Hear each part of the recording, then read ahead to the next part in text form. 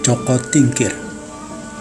Kisah ini terjadi di abad ke-16 zaman Kerajaan Demak. Nama aslinya adalah Mas Karepet. Saat dilahirkan, ayahnya menggelar wayang beber dengan dalang Ki Ageng Tingkir. Keduanya adalah sahabat karena sebagai murid Syekh Siti Jenar. Sepulang dari mendalang, Ki Ageng Tingkir tiba-tiba jatuh sakit dan meninggal dunia.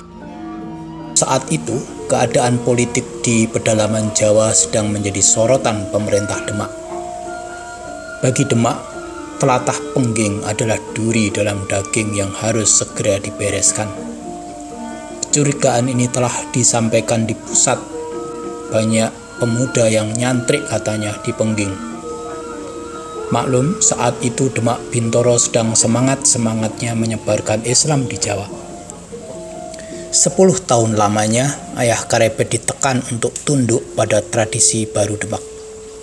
Ia tetap bertahan sebagai trah asli Mojopahit yang tak sudi menghadap Demak. Pengadilan para wali akhirnya menjatuhkan hukuman mati dengan tuduhan memberontak. Ki Ageng Pengging meninggal sendiri dengan keadaan kesadaran penuh dengan posisi sila pratnamaya. Sunan Kudus datang ke tempat Pengging untuk menyaksikan sendiri kematian Pengging, segera melaporkan ke Demak.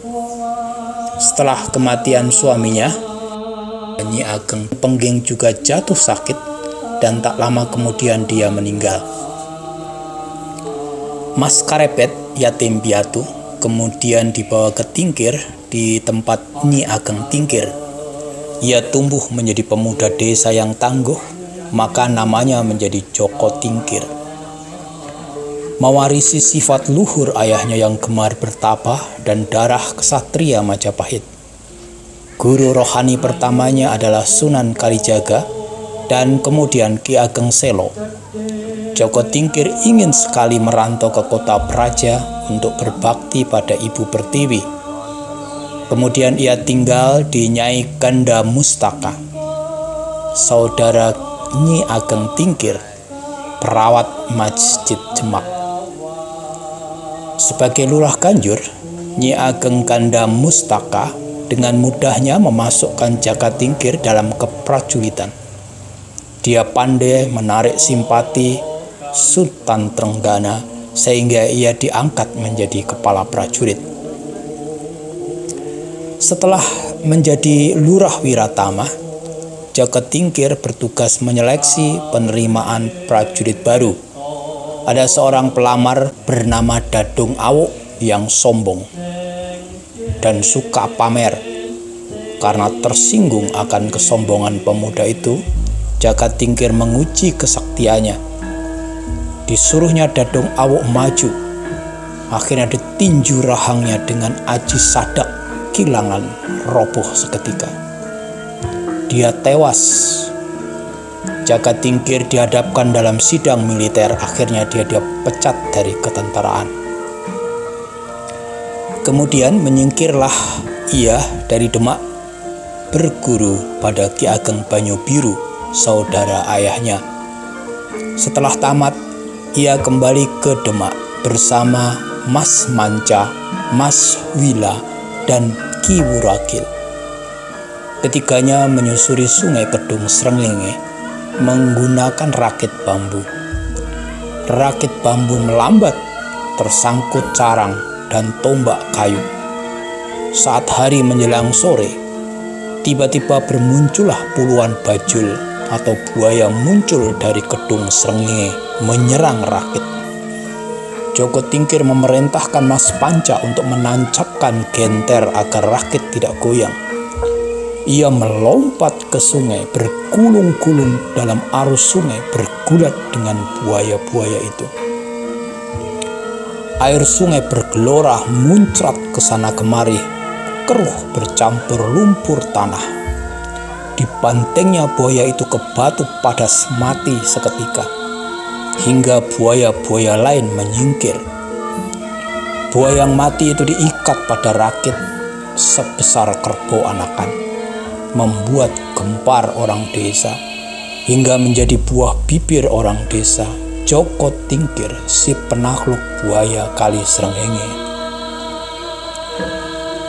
Sesampainya di kota Praja, ia mencari kebo hitam yang telah direncanakan sesuai pesan dari gurunya agar dia memasukkan tanah kuburan yang telah dimantra ke telinga kerbau itu. Saat itu, Sultan Trenggana dan keluarganya sedang berwisata di Gunung Prawoto. Kerbau itu menjadi gila, menerjang pasar, dagangan tumpah berhamburan, geger, geger, geger.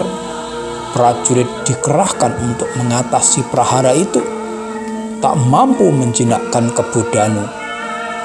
Di tengah hiruk pikuk, Joko Tingkir melompat menerjang kerbau liar itu, berduel seru. Kedua tanduk dipegang kuat hingga beradu dorong, debu berterbangan kemana-mana. Joko Tingkir menghantam keras kepala kebo Danu itu rubuh, mati seketika. Sultan Trenggana dan keluarga datang ke pasar setelah mendengar geger kerbau gila itu. Dilihatnya Joko Tingkir dan sambutan sorak-sorai orang Demak, bak pahlawan negara. Melihat sang sultan datang, ia segera sujud menyembah dengan tata krama yang elok. Atas jasanya, Sultan Trenggana mengangkatnya kembali menjadi Lurah Wiratama. Kisah asmaranya dengan putri bungsu Trenggana tercatat di dalam Babad Tanah Jawi yang kemudian membawanya ikut berebut kekuasaan dengan Arya Penangsang, yang akhirnya Jaka Tingkir berhasil membunuh Arya Penangsang dan menjadi raja baru bergelar Sultan Adiwijaya Prah asli Mojopahit. Selamatlah negara dari perang saudara. Semoga menjadi hikmah kita semua.